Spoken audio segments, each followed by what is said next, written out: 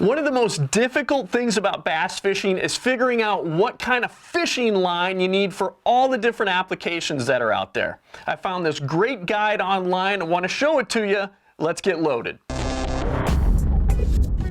All right, so I don't even know how I found this guide. It's actually an old guide. It looks like it was published in 2011, but it's super, super handy. Go to bassfishing.com/blog/fishing-line-guide/.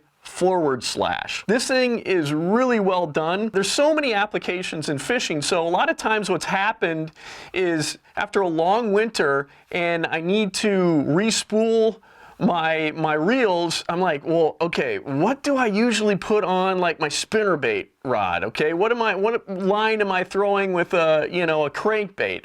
So this is just a good way to kind of refresh your memory and just kind of get you dialed into exactly what kind of fishing line that you need on your reels for bass fishing. So for instance, one of the things I really like about it is it gets into very specific. So for spinnerbaits, for instance, you have mono or you could go fluorocarbon, and then it tells you, okay, if you're going to fish monofilament for spinnerbaits, you want to at least go 17, in the middle's 20 pound or 25 pound test.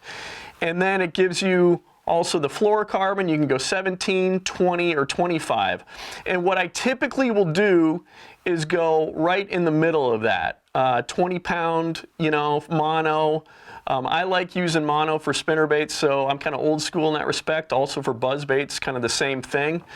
So 20 pound mono, if there's not a lot of stuff that you're worried about snagging or, being abrasive to the line, then I'll go down to the lower end of this guide, so like a 17 pound test. And then it gives you an explanation of why you should go with fluorocarbon or mono. And it does that with all of the lines here, all of the different techniques. So that's really handy. Shallow crankbaits. It says fluorocarbon, mono, again, low end 15, in the middle 17, high end 20 pound. So that's super handy. I'd go 17 pound most cases, less cover to worry about, nicking up the line and stuff, then go to 15 pound test. Go down to medium diving crankbaits. With crankbaits in general, with the exception of like shallow diving crankbaits, you want to use relatively light line. Here it's saying the low end fluorocarbon, 10 pound, and then middle of the road 12 pound, and then up to 15 pound for the heaviest you want to use. It's recommending fluorocarbon. Fluorocarbon sinks. That's why fluorocarbon is great for crankbaits. And so it goes into that. It tells you right here the sink factor, why fluorocarbon is great for crankbaits. Go down to deep diving crankbaits. Again, it's exactly the same as medium diving crankbaits, 10, 12, 15. And again, fluorocarbon, you want that crankbait to get down as deep as it can possibly run. Also, what's really handy, frogs, toads, stuff that you don't necessarily have to worry about, the fish seeing your line.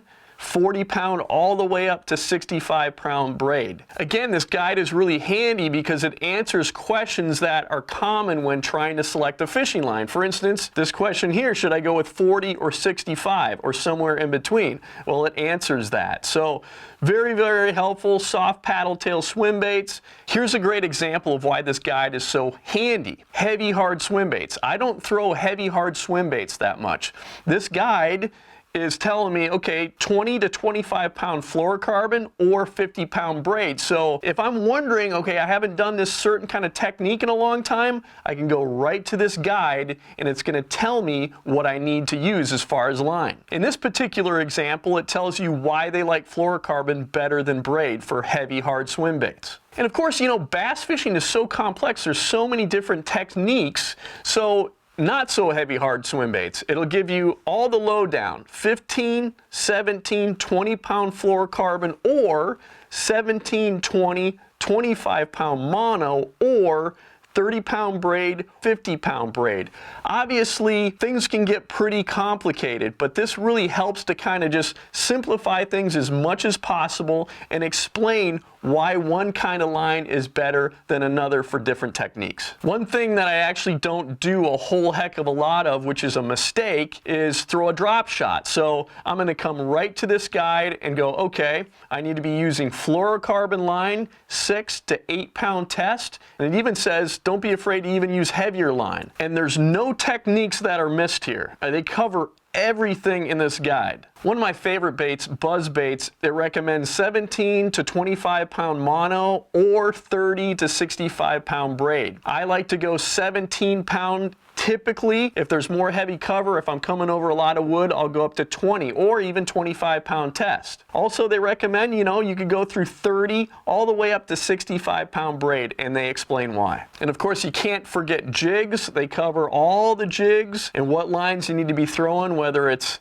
flipping jigs, football jigs, swimming jigs, it's all here. So after a long winter, or you're going to be doing a different kind of technique that you don't have a lot of experience with, check out this line guide, bassfishin.com/blog/fishing-line-guide/. It's going to be super helpful to get you on the right track to pick the right line for bass fishing. If you enjoy this video, please subscribe, share the video, like the video. The best way to support Angling Uploaded is to subscribe. Really appreciate you watching the video.